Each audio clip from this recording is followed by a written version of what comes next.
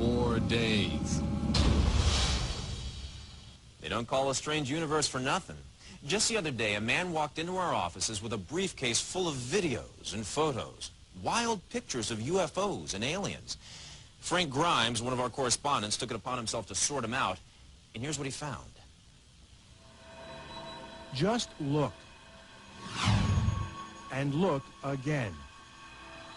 What if the video and photographs are real?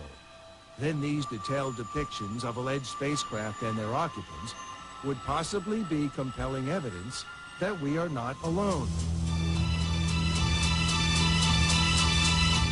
But just as intriguing as the video and photographs is the story behind them, the alleged supernatural experiences of the man who says he shot them.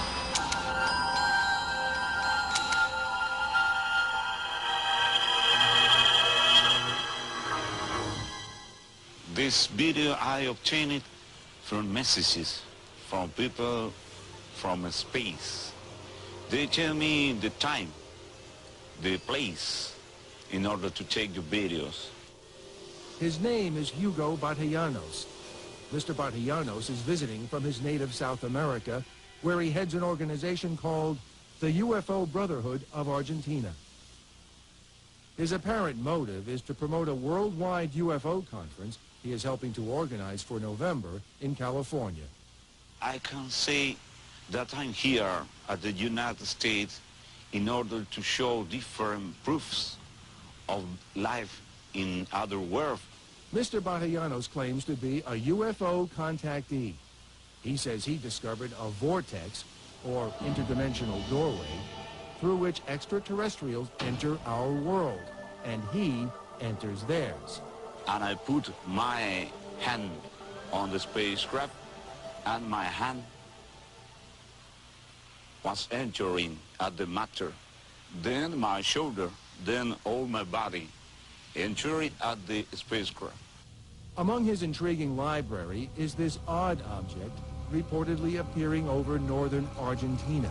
Its erratic movement and blurred image he attributes to an alien form of energy, with a little help from a poor quality tape duplication. Then there are these fleeting balls of light, another manifestation, he says, of alien craft and energy. And these great balls of fire apparently hiding behind the cloud.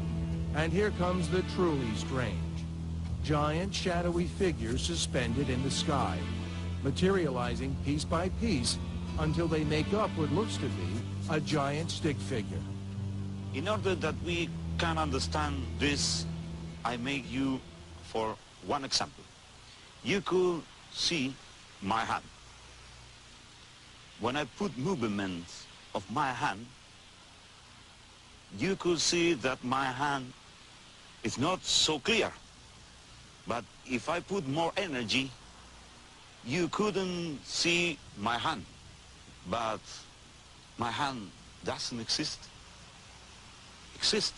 But in another vibration, if you couldn't see with your eye, doesn't mean that the hand doesn't exist. Perhaps Mr. Batallanos is a con man. Then again, maybe he's telling the truth. We tried to find out with the help of some well-known ufologists.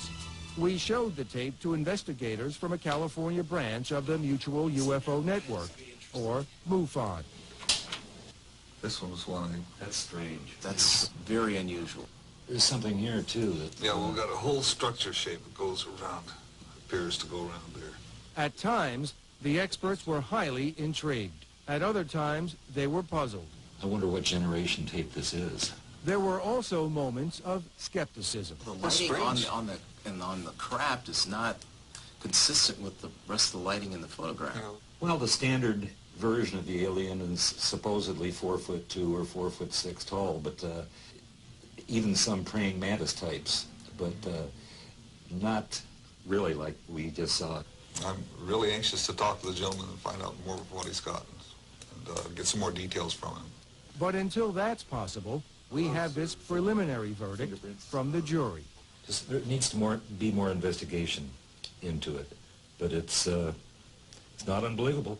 As far as alien photographs go, I don't think that those are clear enough that are going to satisfy the public's need to see a really clear photograph of an alien. I wouldn't hang my hat on that. We'll be keeping tabs on Mr. Batallanos and looking out for his UFO conference.